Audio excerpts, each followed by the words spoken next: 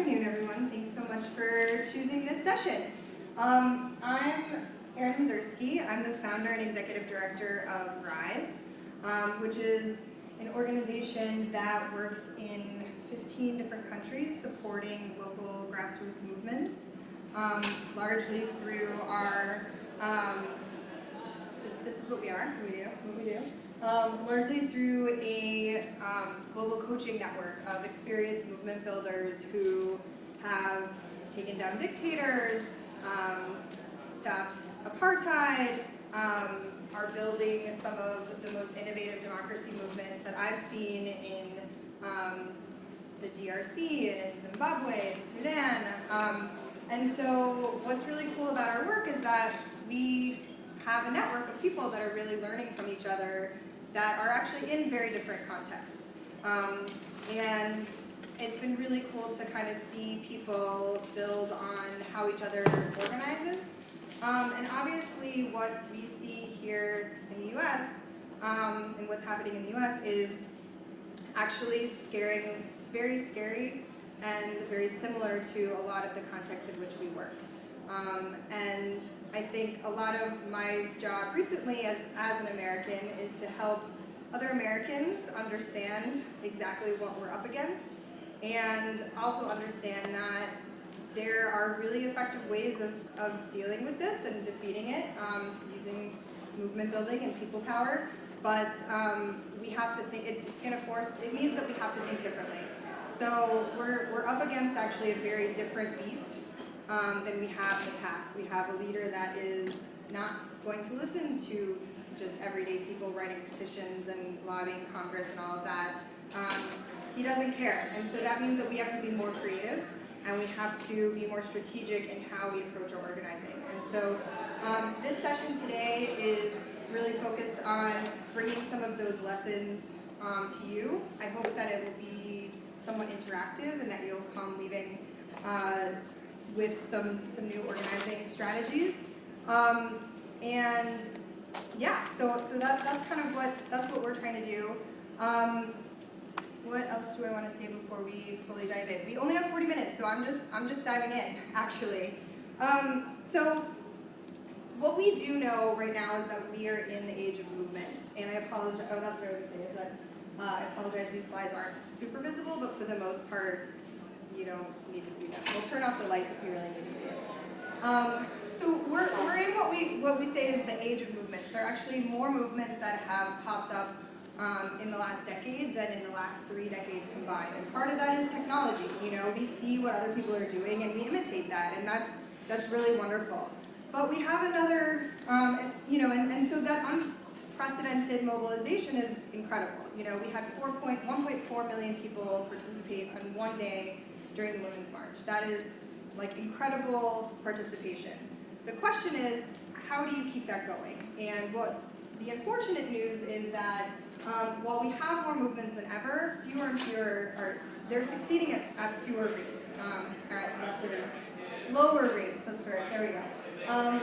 And so this is a conundrum. Like we have more people who want to participate, who are frustrated by the system, who understand that the issues, but are paralyzed by what do we actually do about that.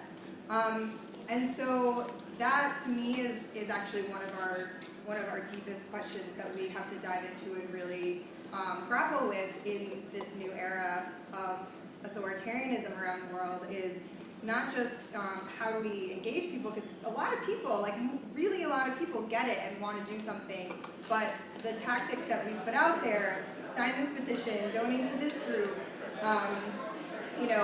phone bank, Canvas, none of that is going to continue to keep people engaged over time. And so we have to look at organizing not just in the US, but what has worked around the world.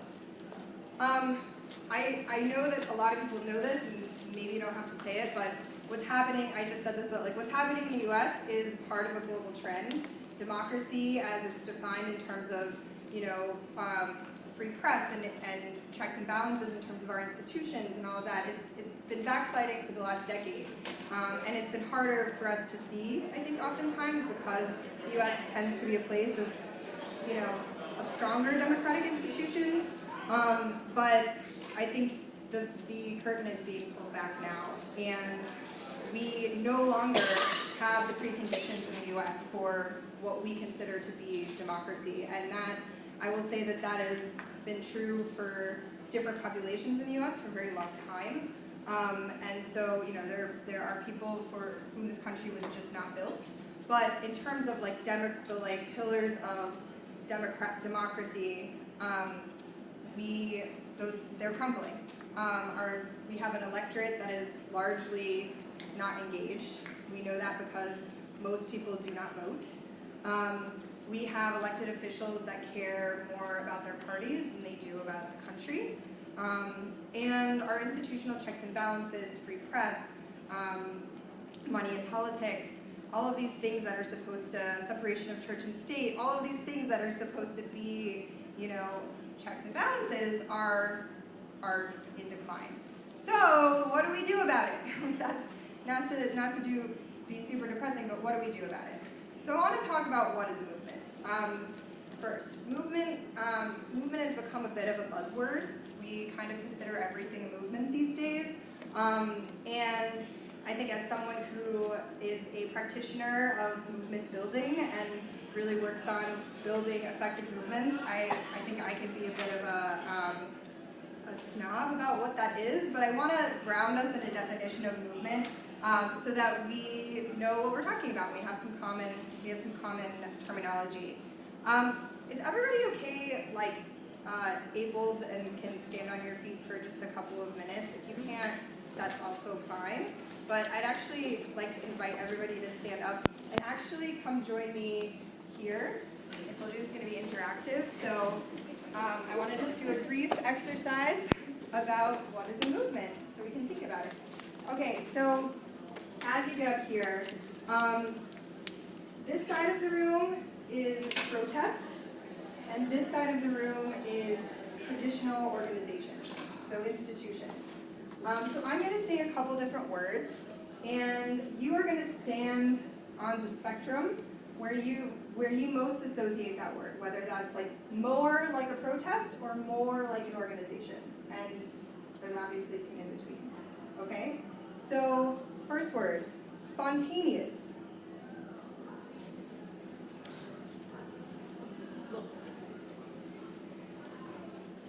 Oh, we're on the different ones. Yeah. Great. Bylaws.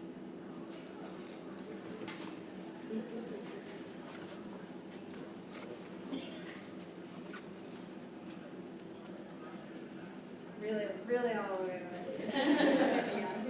Yeah. Reactive.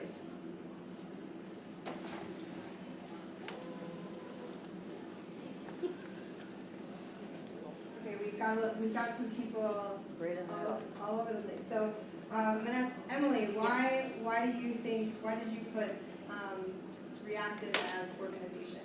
I think that I'm pretty loud, but I find that institutions generally find themselves in a reactive position because they struggle to be proactive. So it was more on the they're not proactive stance. Fair. And Kathy, why did you put that more as protest? I think for me it seems like when an organization or a person does something that we don't like as a community, then we will protest, which is faster, it seems like, to mobilize people than to get an organization to change their bureaucracy to do whatever needs to be done. High participation. You associate with high participation.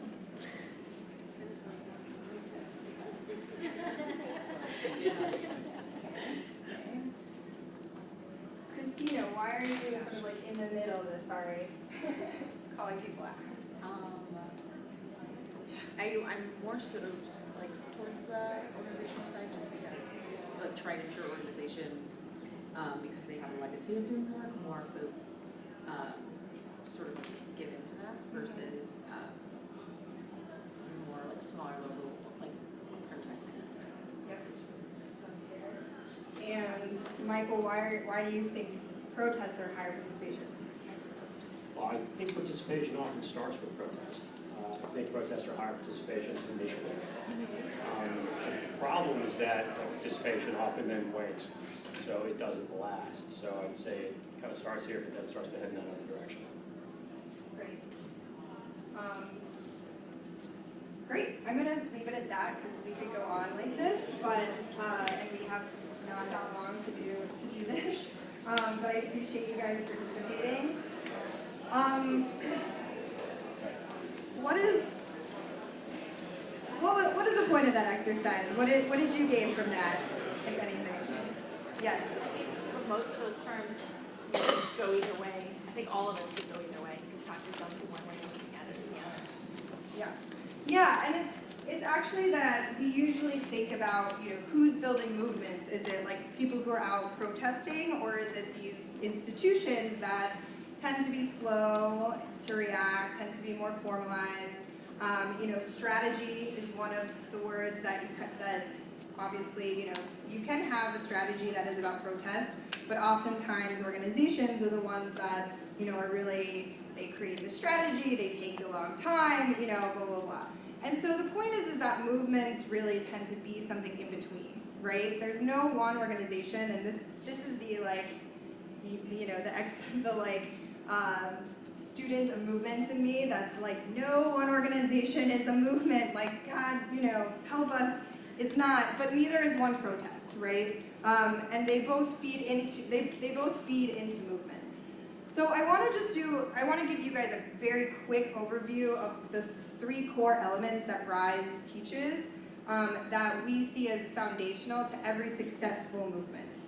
And so this is based on looking at movements mostly throughout the 20th and early 21st century of, what are the core things that existed that helped these movements succeed over time.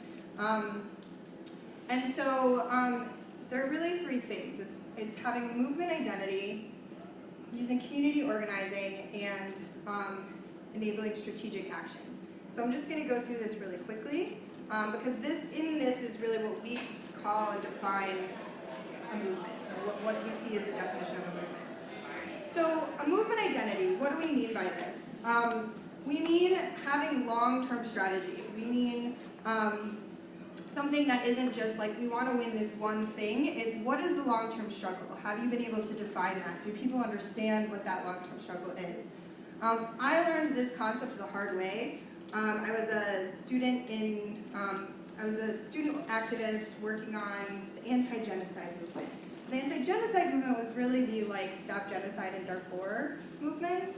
And we came to a crossroads in that movement because so many people understood that there was genocide happening in Darfur and it needed to stop.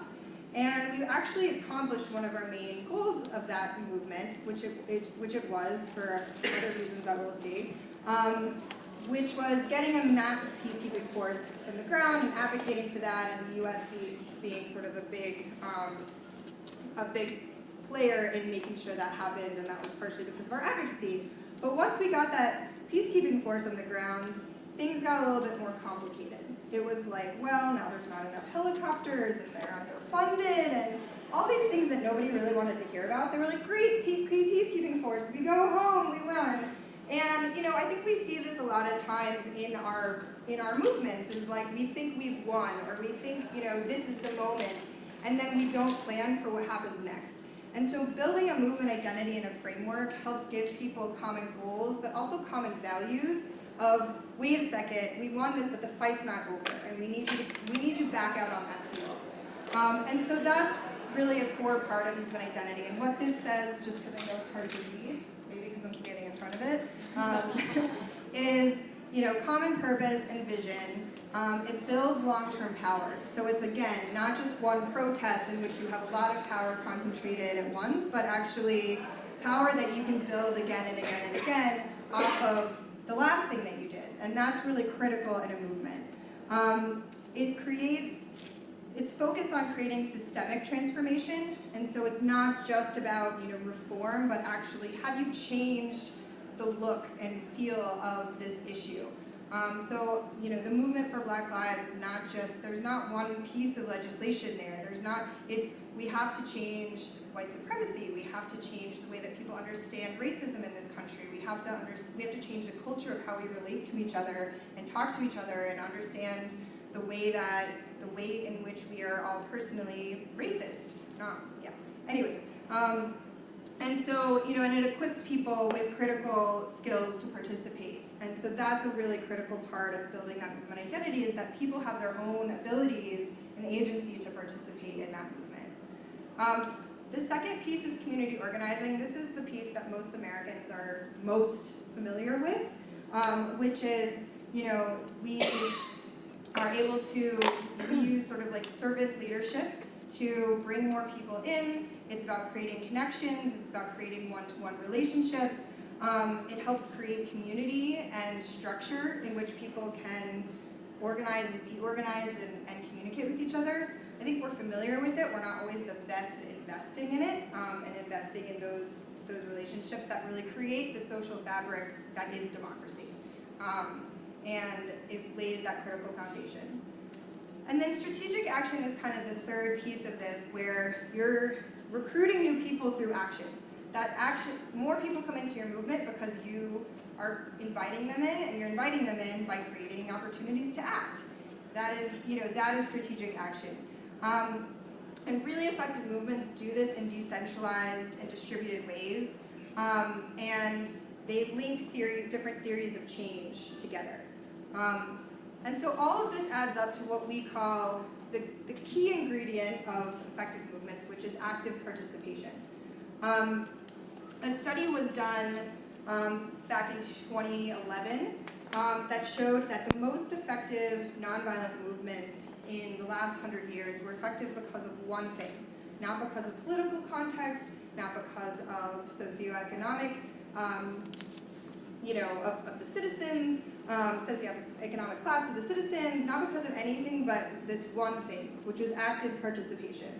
And there's a number that I wouldn't say is an exact number for our current condition, but it leads to the point of active of every single effective nonviolent movement was successful because they got at least 3.5% of their population activated and engaged in an ongoing and sustained way. So we call it sustained active participation because it's not just about getting 1.4 million people to show up for one day, it's about getting 11 million people to show up multiple days, multiple times as active participants in a movement.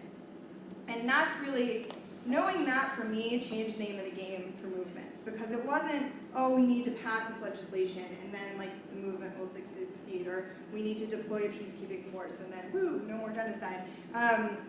It's about, the whole name of the game is how do we get as many people as possible to engage and participate in this movement. And active participation means diverse participation, because you can't get that amount of participation with one type of the population, unless it's just women. But then, anyways, so you got 50% there. But for the most part, you have to pull from people from all types of backgrounds, all places, all communities, in order to get that type of participation. Otherwise, it's impossible. And so movements, what I love about movements and why I'm so passionate about it, is because inherently you have to build diversity at the center of your movement, and that is critical. So okay, now I'm gonna promise there's another exercise coming, so I'm not talking so much. But critical to understanding how we build active participation is understanding power. And I would say this is the #1 issue. I don't know if can you guys see that graphic okay? Yeah? This is the #1 issue I see with Americans today, is that we don't understand power. We don't understand our own individual power, and we don't understand our collective power. We spend a lot of time yelling at the guys at the podium, and not a lot of time thinking about, wait a second, is this really what's going to work? Is this really what's going to change the system? If we just change our behavior a little bit, that problem goes away, and we've actually been able to solve it differently. And so that's what I want to talk about now is power. So we also know that in the US in particular, but this is true of every society everywhere, is that we have a very diverse identities in this country. And that's recently an issue that we've all been grappling with, whether it's the most recent Me Too campaign or Black Lives Matter or the immigrant rights. Like, how are we dealing with issues of identity in this country, and how do we build that into our movement? This growing movement of recognizing that we need to actually just change our democracy. Like, we need to reimagine what democracy actually means and what it means to be in this democracy. And so I want to introduce a concept that I learned recently, actually, because I've been thinking about how do you teach intersectionality? Are we all familiar with the concept of intersectionality here? Raise your hand. Ish, yes. Okay, this is part of that, but I'm going to teach it in terms of how we organize around the idea of intersecting identities and how we come together around that. So there's this theory that there's sort of the center where there's all the power, and if you're in the center, you have power, you have access, and you're considered normal, right? And then there's all these people who live in the borderlands. And the borderlands are wild. There's vibrant culture. There's tradition. There's all these things that make us kind of who we are in a lot of ways. It's they're core pieces of our identity. But oftentimes, and this can be a number of different things about your identity. What's gives you sort of community in the borderlands also makes you strange and not normal, and does not allow you access to power, essentially. And so, if I kind of liked this. This is initially a concept that was by Gloria I'm gonna mispronounce her name, but Andule. And then this sort of is this sort of module or concept about borderlands versus normal is something I took from a woman named Haku Her. And so I want to make sure that credit is given. But all of us in some ways kind of look like this, in some ways. Most of us do not live fully out in the borderlands, and most of us don't live fully in sort of the center where there is power. But in order for us to be able to understand one another and understand ourselves, we actually have to do some work in centering sort of where are our identities and how can we talk about that so that we can understand where power really comes from within ourselves and with other people, if we're going to talk about diverse active participation.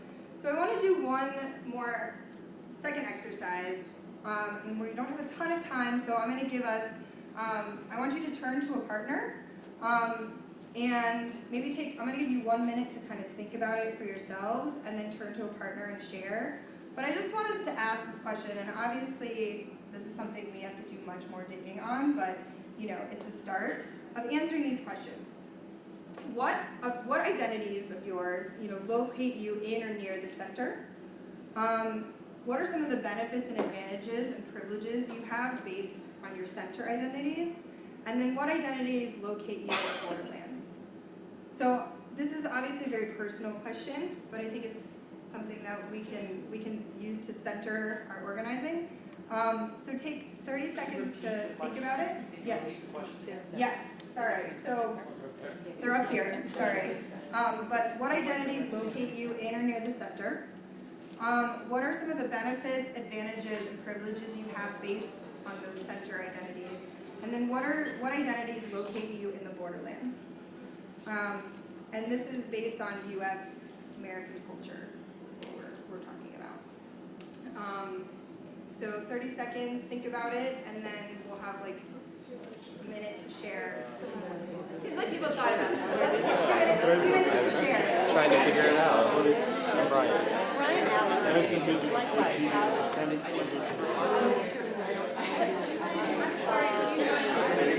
feel like we have some similar attributes in that business. You guys want to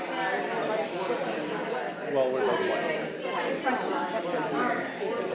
Does everyone understand the Borderlands concept? A little bit?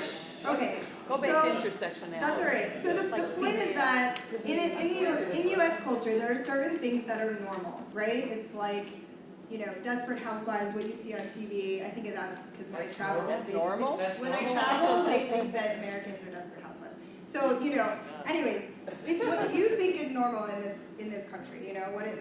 What gives you access, what gives you power, what is it can be what's considered normal in terms of beauty, in terms of education, in terms of socioeconomic class, in terms of things that you're expected to have generally, things that two parents, a good education, generally you're white, you may have blue eyes, just like you're the great granddaughter of an immigrant, not the great granddaughter of an immigrant. So or just daughter of an immigrant, whatever. You know what I mean? So that's sort of like normal is sort of what we consider to be normal, and Borderlands is what makes you weird. What makes you different within or seen as sort of the other. What makes you seen as other in this country? If that makes sense. How are you different than what? Did you see my turtle pin? Or did you see when I wore my turtle pin? What makes you think I'm different like everybody else, or what finds you in the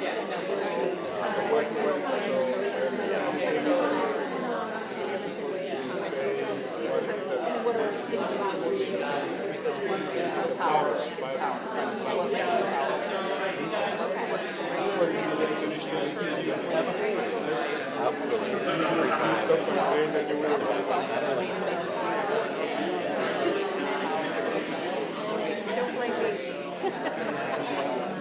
I didn't think you were here.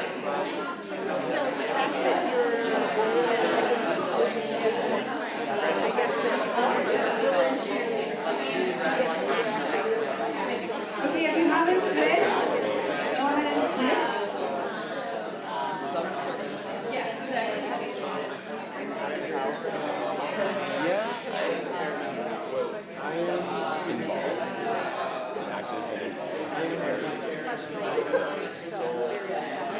Okay, we're gonna bring it back. I apologize, it's so fast. Even though I don't know, some people think that I know because I Okay, sorry.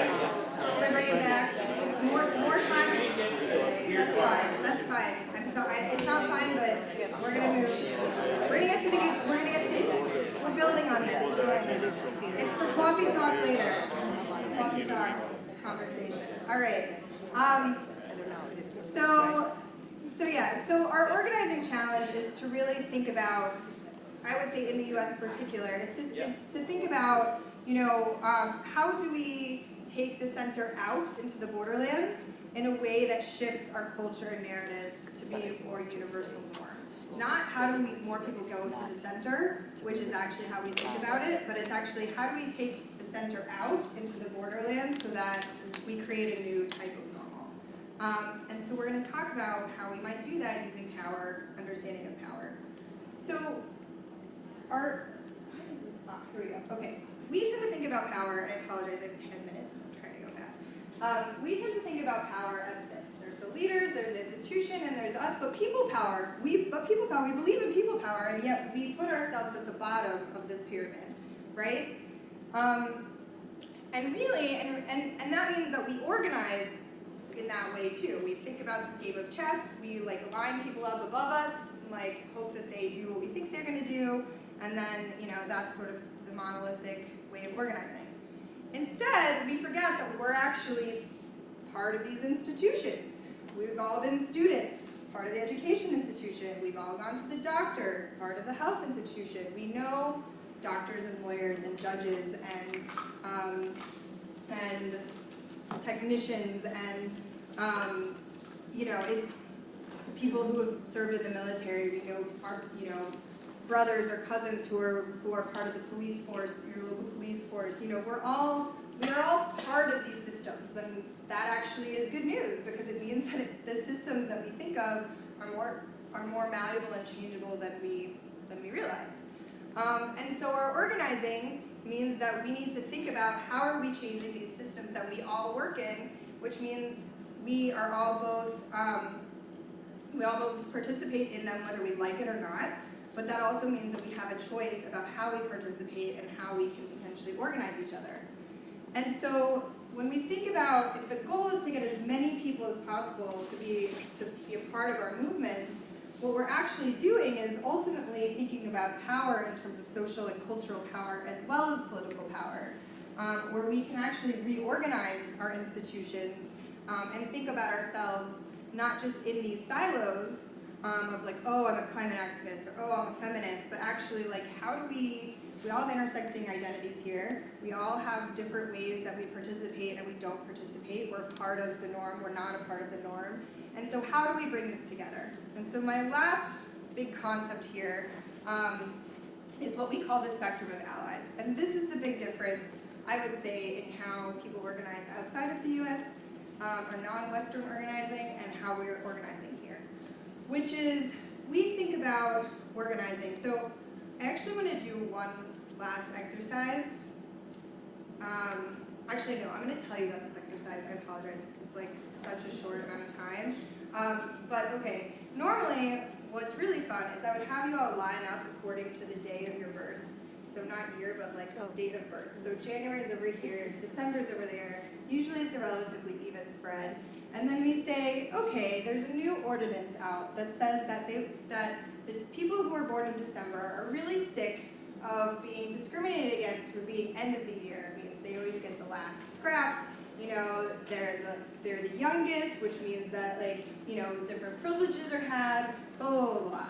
And so we're gonna change, some people really wanna change that. Decembers and Novembers are sick of that. So let's figure out how to reverse that order.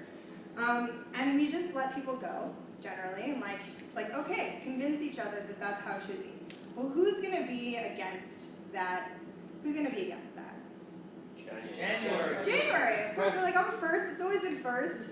You know, that's how the world works. Like, keep it at January. And then, you know, December's like, yeah, this is great, right? Like, I get to be first finally. You know, I don't have to like be held back a grade, all these things. And then who's gonna be like the most like, meh, who cares? June, right? Like June, July, they're like, literally makes no difference to me what you do, because it's gonna be the same, right?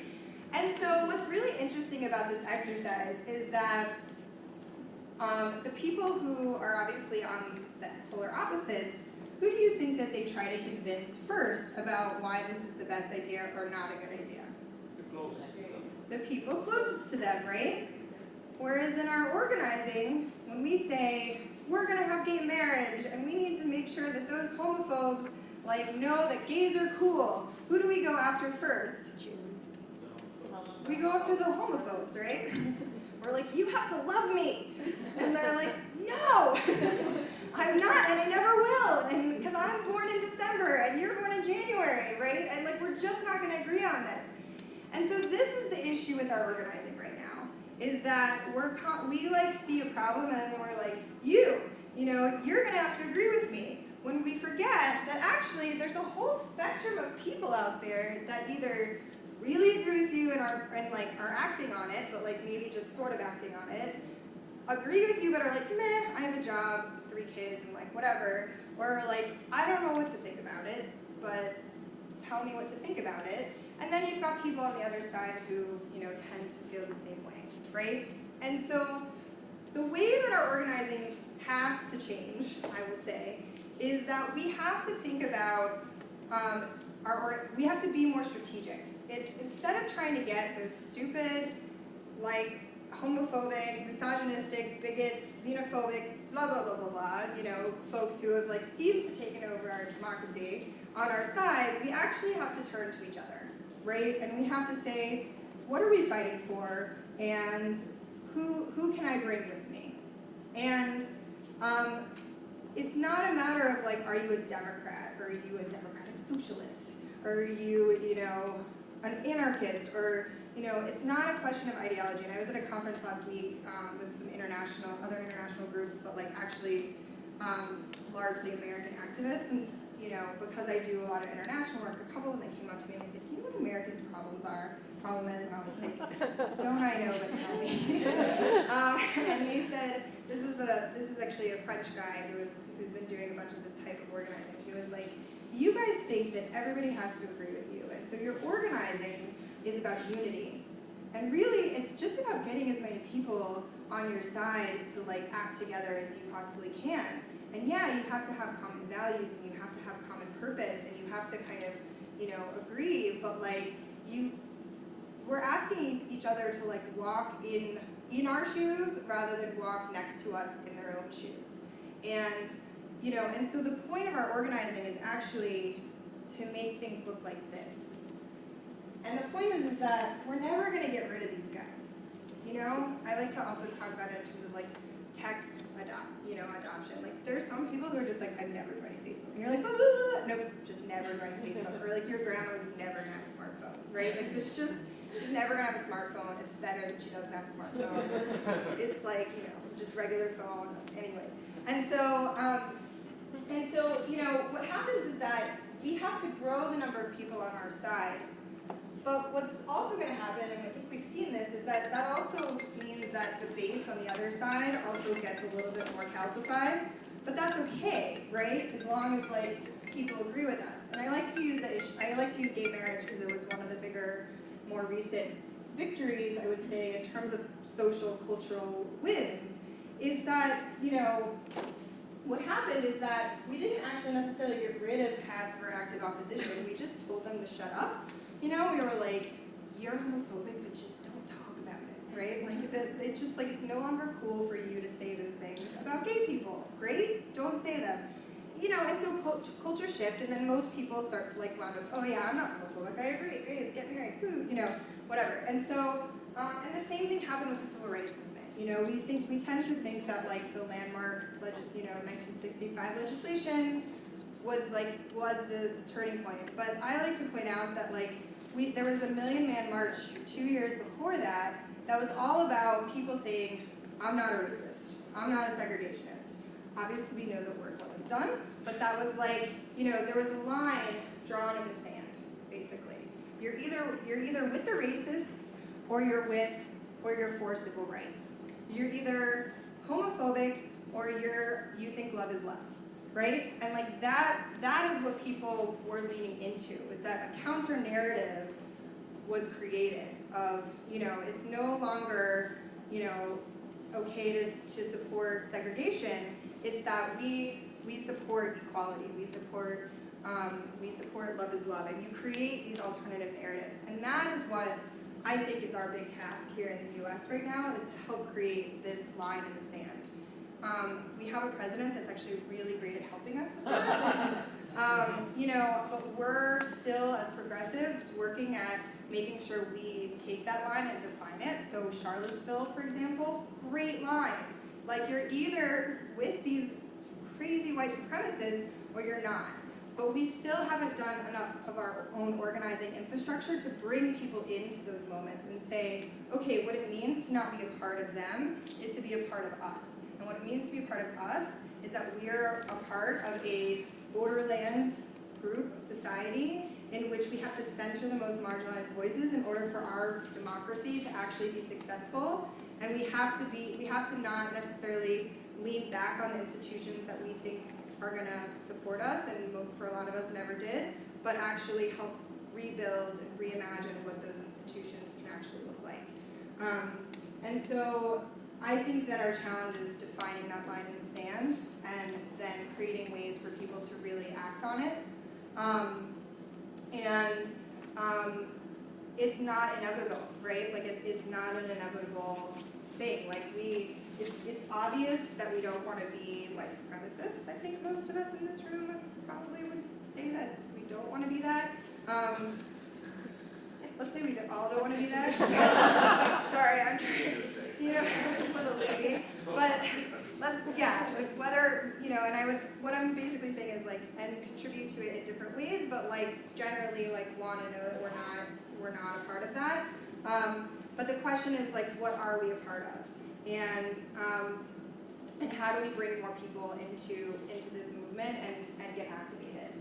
And so the last piece that I want to just talk about is movement infrastructure. And in order for us to succeed, we have to build movement infrastructure that's going to actually use these concepts but actually activate people. And what we undervalue oftentimes is the recruitment and the training aspects of what we need for movements to succeed. People need skills and they need strategies, and then they need to be able to go off and do it themselves. And we have in this country really centralized infrastructure and big organizations that we rely on to like call us when they need us, right? It's like, okay, big legislation, call me and I'll sign your petition, right? Like, thanks, I'll be there, you know, but then I'm gonna go about my day. And it can't be like that. Like, we have to be able to all know how we can act together and actually think about who are those active allies in our communities, and what is, you know, and what are the local issues that are gonna actually get people out there. You know, one really like small example is that my neighborhood in Brooklyn, there's this, I live in a neighborhood called Crown Heights, which has been a primarily Black and like immigrant from the West Indies community. The West Indies parade like literally goes down my street every year. And there was a bar that just came up called Crowbar, and that is the term crow. It's very controversial and racist, basically. And there was actually protests when the bar opened, like outside the bar. And I would say, like, a white person like me actually didn't know that that was a racist term. I'll be honest, like, wasn't aware of that. But there were people protesting outside that bar, saying like, this is crazy. This should not be in this neighborhood. And what happened was that 6 months later, the bar closed down because they were protesting. The like manager refused to change the name, or the owner refused to change the name. And I knew because of the protesters, like, oh, I'm not going into that bar. Like, didn't know that, but thank you. And like, not going to that bar. Bar closed down. Funny story, sort of same owner, but they changed the name. And they reopened. I still haven't been in. But the point is that like those small acts, local acts, that wasn't like a central organization telling people to go protest. It was like, oh hell no, like this can't be allowed, and the community got behind them. And so it's just small things that help bring people in and take action. And by not going to that bar, I was able to, you know, stand with them.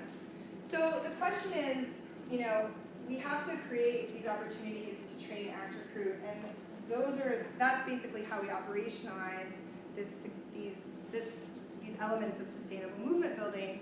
If we have ongoing training that are going to bring people in, and then that training leads to more recruitment, and that recruitment leads to more action, and that action leads to more training, that's how we actually bring more people in, build active allies, and start moving people over.